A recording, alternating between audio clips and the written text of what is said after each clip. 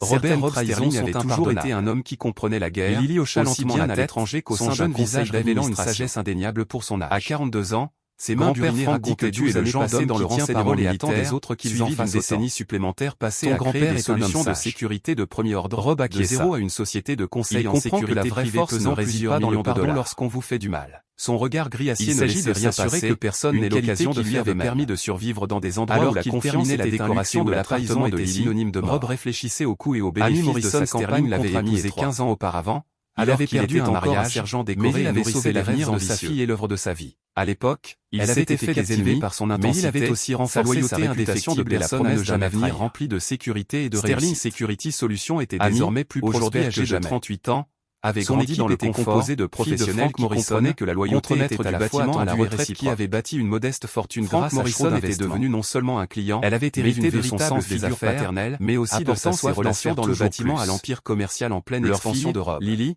Aujourd'hui plus âgée de important 19 ans et encore, étudiante en Lily commerce à construisait sa l'université propre vie d'État, en s'appuyant avait sur les hérité valeurs de que Rob avait l'intelligence essayé vive de son lui père et de inculquer, la grâce l'intégrité sociale de sa mère. La loyauté et la Elle conviction faisait que de certains certains principes principes valent de la plus peine en d'être plus distants, défendus, même même si si elle elle restait restait parfaitement inconsciente de la Debout tempête sur le qui balcon couvait de dans sa leur maison fille, de banlieue admirant du les Connecticut. lumières de la ville, Rob 3 Sterling Michel ressentait était l'entrée dans leur vie il y a 2 ans accomplie en tant avec qu'associé succès. d'amis dans l'agence immobilière Amy et Maurice 3 avait Michel. appris à leurs dépens que déclarer À la guerre à 35 un ans, homme entraîné au 3 combat possédait était cette une erreur assurance sereine, fruit d'une vie Il passée avait à honoré obtenir ses vœux ce de qu'il mariage désirait pendant par le 15 charme ans, et la manipulation jusqu'au moment où calculée. sa femme a choisi de devenir Il avait son grandi ennemi. dans la pauvreté à Détroit, Rob Sterling n'a jamais grâce à un pardonné la mélange de trahison, débrouillardise et il n'a légitime jamais et de oublié. raccourcis douteux. Dans un monde où 3 la voyait confiance Amy non était seulement monnaie comme une courante et la conquête, loyauté la force, mais aussi comme son ses sésame qualités pour la distinguaient richesse et le le survivant statut des qu'il avait victimes, toujours la convoité. guerre était finie. Leur liaison a Rob avait débuté gagné il y a sans 8 mois, partage et ses lors ennemis d'une porteraient les conférence d'un cicatrices week-end de de leur leur défaite toute leur vie. Ami, se C'est sentant ici que délaissé notre alors que histoire Rob se s'achève. consacrait de plus en plus au Partagez développement vos de son impressions dans les entreprise de commentaires. sécurité, trouvez l'attention Merci de pour 3 votre votre précieux précieux temps. Ce qui Si avait vous avez commencé aimé comme cette une histoire, infidélité affective abonnez-vous à s'est cette rapidement chaîne. transformé en quelque chose Cela de plus m'aiderait dangereux. beaucoup. Un Cliquez partenariat sur la fondé vidéo sur que un vous voyez à ressentiment l'écran et je partagé vous envers Rob et une convoitise mutuelle pour ses biens. Rob a soupçonné un problème un mardi d'octobre. Le téléphone d'Amy a vibré, un SMS a retenti pendant qu'elle prenait sa douche, et des années de formation en renseignement l'ont poussé à jeter un coup d'œil à l'écran par réflexe. J'ai hâte de fêter notre nouveau partenariat ce soir. Le compte Sterling sera le premier à être transféré. Il provenait de Troyes, mais le contexte était incohérent. Amy s'occupait de l'immobilier résidentiel, et non des comptes professionnels de Rob. Cette nuit-là, Rob a utilisé des compétences qu'il espérait ne jamais utiliser pour sa propre famille. Il a installé des dispositifs de microsurveillance dans toute leur maison, a accédé aux communications numériques d'Amy grâce aux ressources d'une entreprise de sécurité et a commencé à dresser un tableau complet de la trahison, qui allait bien au-delà de l'adultère. Au cours des semaines suivantes, Rob a découvert la véritable ampleur du plan d'Amy et Troyes. Il n'avait pas seulement une liaison. Il se positionnait systématiquement pour le détruire financièrement et personnellement. Troyes avait des liens avec plusieurs concurrents de Rob. Et ensemble, ils ont fourni des informations confidentielles sur leurs clients afin de saper les offres de Sterling Security. Plus insidieusement, ils ont documenté chaque aspect des pratiques commerciales de Rob, à la recherche de tout ce qui pourrait déclencher des enquêtes réglementaires ou des poursuites civiles. Le plan était d'une cruauté élégante, isoler Rob de son réseau de soutien, détruire sa réputation commerciale, le forcer à vendre des titres Sterling à perte, puis à s'en procurer les parts par le biais de sociétés écrans. Amy divorcerait, invoquant des violences psychologiques et du stress professionnel, et prendrait la moitié de ce qui restait. Troyes deviendrait l'acheteur de l'ancienne société de Rob, et ensemble, ils bâtiraient leur empire sur les cendres de l'œuvre de toute une vie. Mais Rob Sterling n'était pas homme à craquer facilement. En lisant leurs messages cryptés et en écoutant leurs conversations enregistrées, une fureur froide s'installa en lui. La même rage concentrée qui avait fait de lui une légende dans les recoins les plus sombres du renseignement militaire. Ils pensaient jouer aux échecs avec un homme d'affaires civil. Ils ignoraient totalement qu'ils avaient choisi une guerre contre quelqu'un qui avait passé des années à apprendre à détruire ses ennemis de manière définitive. Le jour de Noël arriva sous une neige fraîche recouvrant la vaste demeure coloniale de la famille Morrison, où 3 générations se réunissaient traditionnellement. Frank Morrison, aujourd'hui âgé de 71 ans, avait insisté pour recevoir malgré le décès de sa femme Eleanor au printemps précédent. Cette perte l'avait vieilli, mais sa fierté pour sa famille et ses valeurs traditionnelles restaient intactes. Rob arriva avec des cadeaux soigneusement emballés et une mallette qui, disait-il, contenait des documents importants pour une urgence client. Les frères et sœurs d'Amy, son frère Derek avec sa femme et ses jumeaux, et sa sœur Patricia avec son mari et sa fille adolescente, emplirent la maison de rire et de conversation. 3 avaient été invités comme associés d'amis, une fiction qui ne dut pas personne, sauf Frank, qui garda poliment ses distances avec le jeune homme. La salle à manger, une table pour 12 convives, une magnifique pièce en acajou que Frank avait confectionnée lui-même 40 ans plus tôt. Alors que la famille se réunissait pour le dîner, Rob observa la subtile chorégraphie de l'exclusion commencer. Amy l'avait parfaitement orchestrée. Les chaises furent occupées par des sacs à main et des manteaux. Les conversations fusèrent autour de lui, sans aucune inclusion. Et quand quelqu'un l'interrogea sur le secteur de la sécurité, 3 détourna l'attention avec aisance. « Vous savez quoi ?» demanda Amy avec une désinvolture habituelle tandis que chacun prenait place. « Rob, tu peux manger dans la voiture. On est un peu à l'étroit aujourd'hui. » Ces mots frappèrent la pièce comme un coup de poing. Les conversations s'interrompirent au milieu d'une phrase. Le visage de Frank s'assombrit de confusion et de gêne.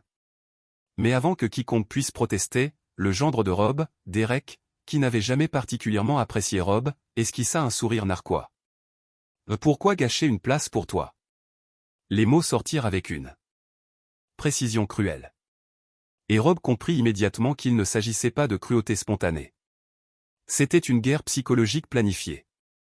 Rob regarda lentement autour de la table, son intelligence dressée cataloguant chaque visage, chaque réaction. Sa fille Lily était figée sous le choc, la bouche entr'ouverte. Patricia et son mari semblaient mal à l'aise, mais ne dirent rien. Sarah, la femme de Dererick, acquiesça d'un signe de tête. Frank semblait abasourdi, peinant à comprendre ce qui se passait chez lui. Même le golden retriever de la famille, Max, avait sa place, son lit placé juste à côté de la chaise d'Amy, où elle pouvait lui donner des restes pendant le repas. L'humiliation était parfaite, calculée et c'était dévastateur. Ou du moins, ça l'aurait été si Rob n'avait pas passé les 2 derniers mois à se préparer pour ce moment précis. « Regarde sous ton assiette », dit doucement Rob à Amy, sa voix emplie de la même autorité calme qui avait autrefois dirigé les opérations secrètes en territoire hostile. La confiance d'Amy vacilla un instant avant qu'elle ne soulève son assiette en porcelaine fine, les doigts tremblants. Dessous se trouvait une photo et une clé USB. La photo montrait Amy, 3 et la BMW de 3. La tête d'Amy renversée en arrière dans un rire passionné. La main de 3 lui serrait la cuisse avec possessivité. L'horodatage indiquait qu'elle avait été prise 3 jours auparavant, lors de ce qu'Amy avait dit à Rob être une réunion avec un client. Mais le véritable désastre résidait dans le contenu de la clé USB, dont Rob savait qu'il révélerait des mois de communication documentée entre Amy et 3. Pas seulement leur liaison, mais leur plan détaillé pour le détruire. Leur vol d'informations confidentielles sur les clients, leur coordination avec ses concurrents et, plus grave encore, leur conversation enregistrée sur la manipulation de l'héritage de Lily et du testament de Frank. « Papa !» La voix de Lily se brisa en voyant le visage de sa mère se vider de toute couleur. « Que se passe-t-il » Rob prit le petit cadeau emballé qu'il avait apporté pour Amy, une boîte à bijoux contenant un traceur GPS qu'il avait trouvé caché dans sa voiture, grâce à la surveillance de 3. Il le dit doucement sur la table à côté de son assiette. « Joyeux Noël, ma chérie », dit-il d'une voix ferme malgré la fureur qui le brûlait. « J'espère que trop vaut tout ce que tu vas perdre. » Alors que Rob se dirigeait vers la porte, la salle à manger explosa derrière lui. La voix de Frank résonna dans le chaos, exigeant des explications. La voix d'Amy s'éleva, désespérée, tentant de contrôler le récit, même s'il s'effondrait autour d'elle. 3, remarqua Rob, était devenu complètement silencieux. La première décision intelligente qu'il avait prise depuis des mois.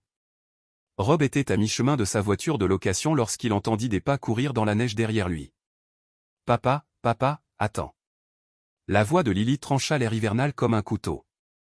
Elle le rattrapa juste au moment où il atteignait la portière de la voiture, les joues rougies par le froid et les larmes. Qu'est-ce que c'était? Que se passe-t-il? Derrière elle, Frank Morrison descendait les marches, le visage grave et déterminé. Le regard du vieil homme croisa celui de Rob de l'autre côté de l'allée enneigée, et Rob y vit naître une lueur de compréhension.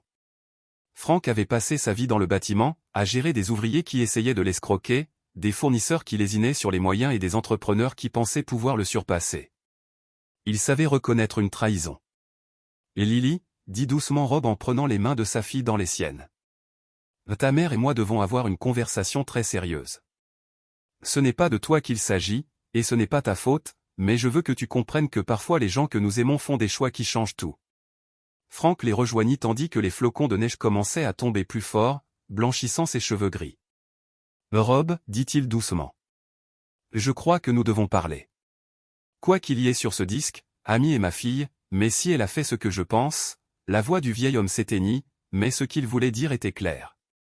Frank Morrison était un homme aux valeurs traditionnelles, et la trahison, surtout envers sa famille, était impardonnable à ses yeux. Rob hocha lentement la tête. Frank, j'ai un bureau sécurisé en centre-ville. Demain matin, si tu veux bien, amène ton avocat. Ça va se compliquer. Alors que Rob s'éloignait dans la neige, il aperçut la maison dans son rétroviseur. À travers les fenêtres de la salle à manger, il pouvait voir des ombres se déplacer frénétiquement. Amy se contentait de faire des mouvements brusques, trois se tenaient raides contre le mur. Le reste de la famille se rassembla autour de l'ordinateur de Frank tandis que quelqu'un, probablement Derek, insérait la clé USB. Les fondations du plan soigneusement élaboré par Amy et trois s'effondraient en temps réel. Mais Rob savait que la vraie guerre ne faisait que commencer. Les lendemains du dîner de Noël se succédaient avec l'élan inexorable d'une avalanche. Le soir du Nouvel An, la planification méthodique de Rob s'était transformée d'une collecte de renseignements défensives en une campagne offensive qui aurait impressionné ses anciens commandants. Frank Morrison s'est révélé un allié inattendu mais redoutable. La fureur du vieil homme face à la trahison de sa fille n'avait d'égal que son respect pour le service militaire et le sens des affaires de Rob. Plus important encore, Frank contrôlait plusieurs pièces clés du puzzle financier qu'Amy et Troy avaient intégré à leur plan, notamment l'entreprise de construction familiale, divers biens immobiliers et un fonds fiduciaire qu'Amy pensait lui revenir, à elle et à Lily. Je suis marié depuis 45 ans, a confié Frank à Rob lors de leur rencontre dans les bureaux de Sterling Security. J'ai perdu mon Eleanor au printemps dernier. Et maintenant, je découvre que ma propre fille projetait de dévaliser l'homme qui était comme un fils pour moi. C'est terminé. L'avocat de Rob, Marcus Webb, ancien officier du JAG qui avait traité des dossiers sensibles pour Sterling Security, a exposé le champ de bataille juridique avec une précision clinique. Le vol d'informations confidentielles de clients par Amy et Troy constituait de l'espionnage industriel. Leur coordination avec des concurrents, ils ont enfreint plusieurs réglementations fédérales régissant les entreprises de sécurité.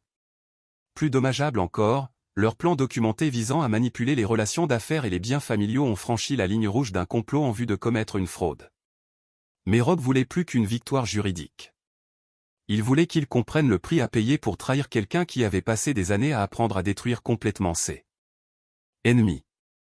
Le premier coup de théâtre est tombé le 3 janvier lorsque Lily, armée de la vérité sur les projets d'héritage de sa mère, a choisi de passer ses vacances semestrielles chez son grand-père plutôt que de rentrer chez elle.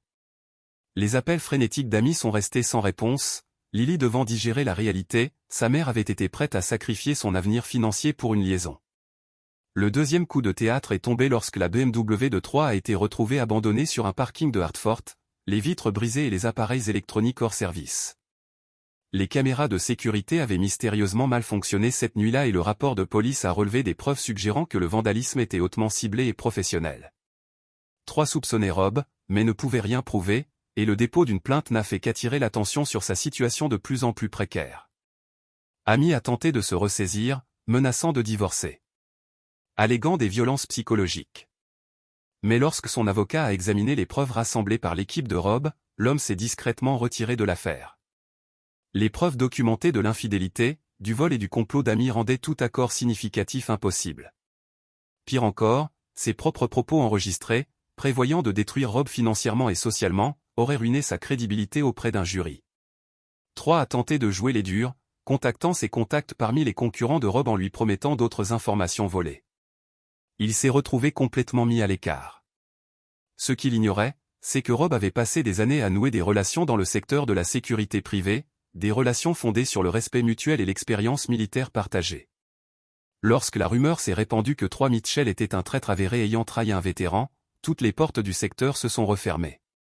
Le troisième domino est tombé lorsque Morrison Mitchell Real Estate a perdu sa licence suite à une enquête déclenchée par des informations anonymes sur des pratiques commerciales contraires à l'éthique.